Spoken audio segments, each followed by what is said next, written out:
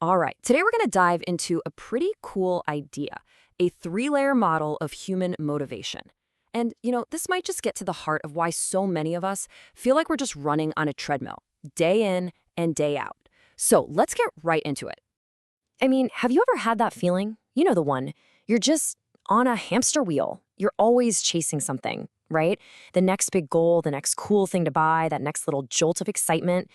But the satisfaction, it just never really sticks around, does it? It's this super common feeling, and it's kind of the central puzzle we're looking at. So what if the problem isn't what we're chasing? What if the problem is the whole system we're using to do the chasing?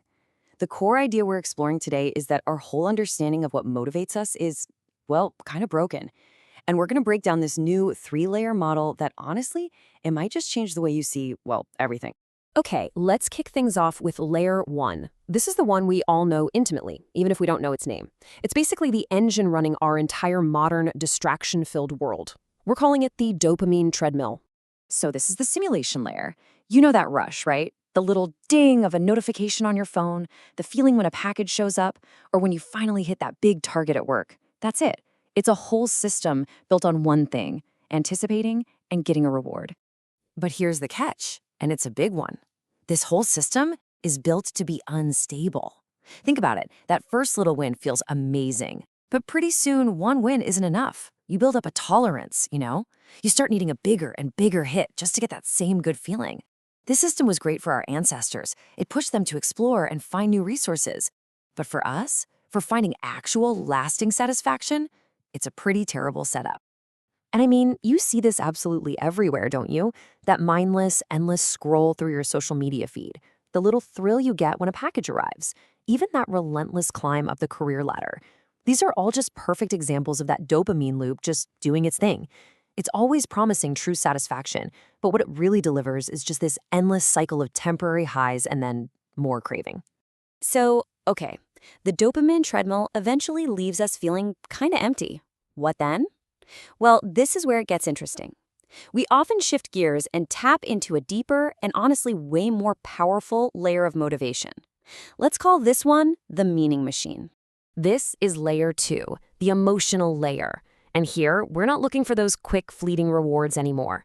No, this is where we find our purpose in the big stuff. Big ideas, powerful stories, that deep sense of belonging to a group. This is the system that fuels our search for meaning, for justice, for something bigger than ourselves. But, and this is a huge but, there's a built-in feature to this layer that we have to talk about. It's fundamentally built on division. To create a really strong sense of us, you almost always have to have a very clearly defined them. It's an incredible tool for uniting people, for sure, but that unity is so often created by standing against someone else.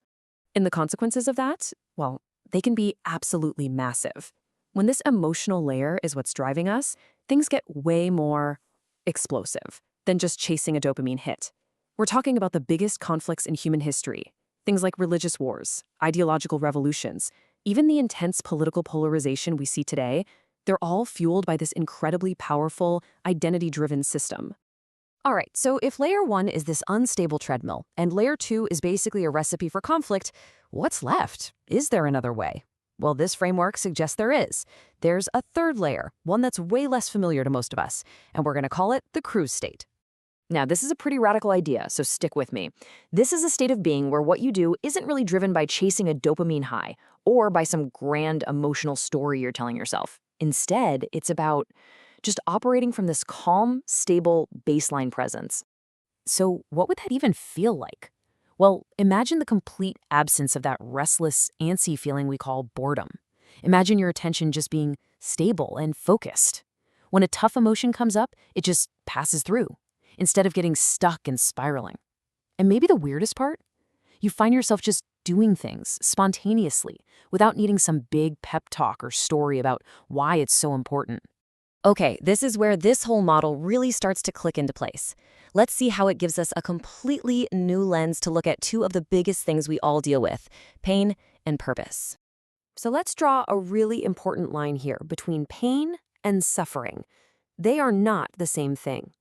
Pain is the raw signal, right? You stub your toe, you get a headache. It's just data.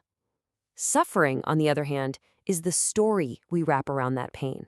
It's the, oh, this is awful, this will never end, why me? The cruise state doesn't get rid of pain. You'll still stub your toe.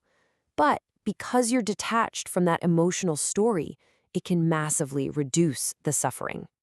Think about the standard advice we get for how to get things done. It's always, step 1, find your passion, your grand purpose. Then, step 2, create this amazing, compelling story about it. And finally, step 3, use that story to pump yourself up and take action. Sound familiar?